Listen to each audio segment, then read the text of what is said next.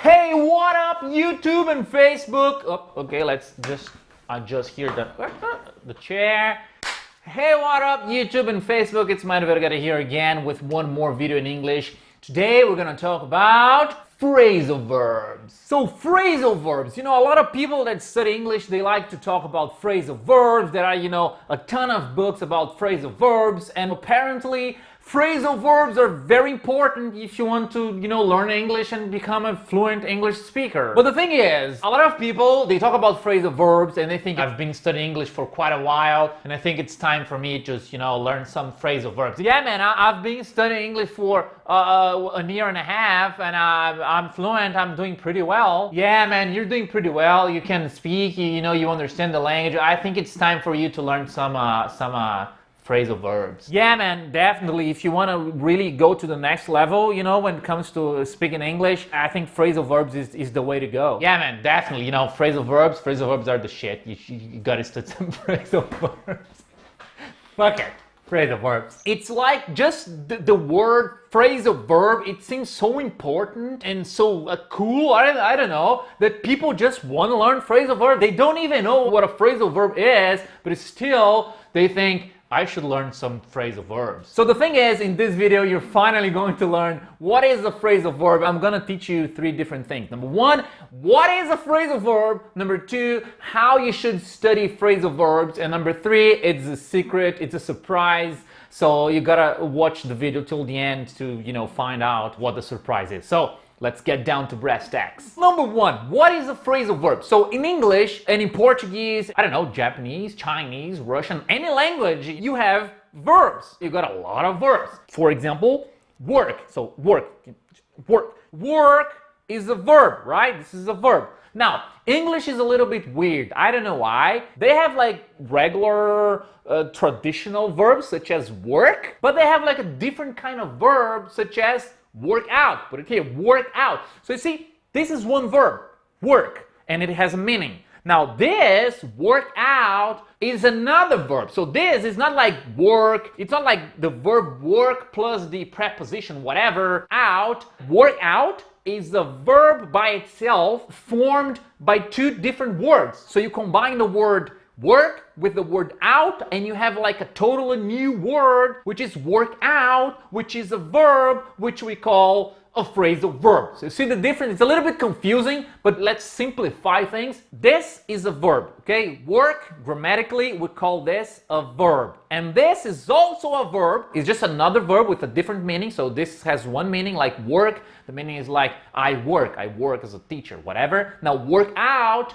is another verb which grammatically we call a phrasal verb because it's formed by 2 different words and the meaning is totally different. It's not like work, it's work out, like you go to the gym and you work out, you exercise. That's the meaning, okay? So this is a phrasal verb, a verb formed by 2 different words, but it still is a verb. Okay, now second part of the video, how you should study phrasal verbs. This is very important because a lot of people think phrasal verbs are so important and I have to study it and know all the rules and all the tips and tricks about how to learn phrasal verbs. And the thing is, we don't have phrasal verbs in Portuguese. So it's very difficult for us to get used to using phrasal verbs because it's a verb formed by 2 words. We don't have that in Portuguese, so it's difficult for you to study a phrasal verb, you practice a little bit, and then you try to use it. Usually it will sound not so natural, just because, as I was saying, you're not used to it. So instead of just studying the phrasal verb and trying to, consciously use it. And that's my advice. And I've been, it's the same old advice that I've been, preaching to you guys for, 4 years. But the thing is, try to learn sentences with phrasal verbs. Get used to using the sentences, the patterns with the phrasal verbs, and naturally you're going to incorporate the phrasal verbs in your active speaking skills. So let me give you an example. There's one phrasal verb that I really like, which is pull off. Okay, pull off. Pull off means to be able to do something. If you pull something off, or if you pull off something, it means you are able to do something. Now, usually you're going to use pull off in sentences such as, I don't know if I'm going to be able to pull it off. This is the sentence. I don't know if I'm going to be able to pull it off. I don't know if I'm going to be able to pull it off. So pull it off. You know this it, it's the thing that I'm trying to do.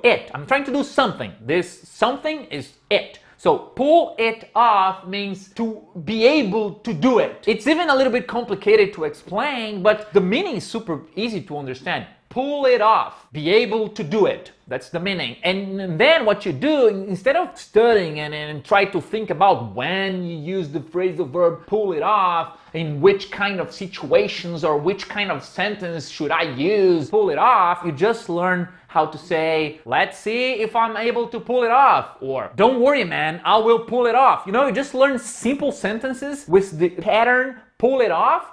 You learn it, you practiced, and after a while, you get used to it. That's the secret. In a certain way, you don't learn it. It's more along the lines of you get used to it. So you get used to say, pull it off, and then you just say, pull it off in your day-to-day conversations. And you can do the same with any other phrasal verbs. You can do, you know, I don't know, give away, hang on, give up, carry on, go out, turn down, go up, go away, blah. There's like a zillion phrasal verbs. You just basically to sum up this another phrasal verb, sum up. And I'm not using sum up because I studied how to use and when to use sum up. It's just I'm used to it. You know, to sum up, learn sentences. You know, learn a bunch of sentences, hundreds of sentences, thousands of sentences with phrasal verbs, and naturally the phrasal verbs are going to get ingrained in your brain. And that's how you should approach the phrasal verbs learning. And now finally, third part of the video, the surprise part. If you want to download, if you want to access the ultimate phrasal verbs learning guide, I have a list with over 370 phrasal verbs for you to study, all of them with explanations, example sentences, audios in MP3, everything you need to learn phrasal verbs. And as I said, it's like a huge list with over 370 phrasal verbs. I'm gonna provide you with the link here on the description of the video. You just click the link and you can access this ultimate phrasal verbs learning guide, manual, whatever.